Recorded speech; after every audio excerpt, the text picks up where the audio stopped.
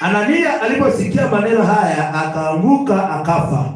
Hofu nyingi ikawapata watu wote waliosikia haya.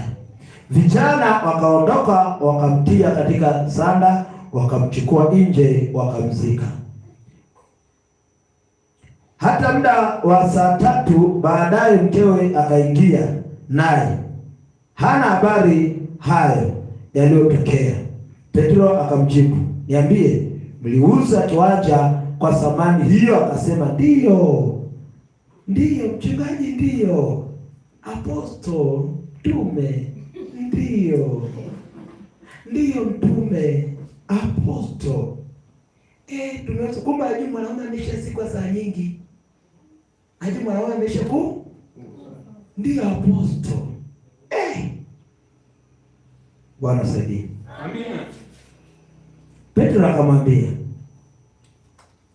imekuwaje hata mtakapopata kumjaribu mkapatana? Mkafanyaje? Mkapatana kumjaribu Roho wa Bwana. Angalia, miguu ya waliomzika mumeo ipo mlangoni, nao watakuchukua nje, wewe nawe. Mara akaanguka miguuni pake akafa. Wale vijana wakaingia, wakamkuta amekufa, wakamchukua nje, wakamsika pamoja na mumewe.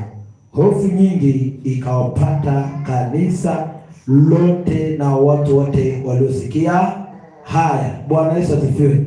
Kwa hiyo hofu ikawapata watu wote. Haleluya kanisa.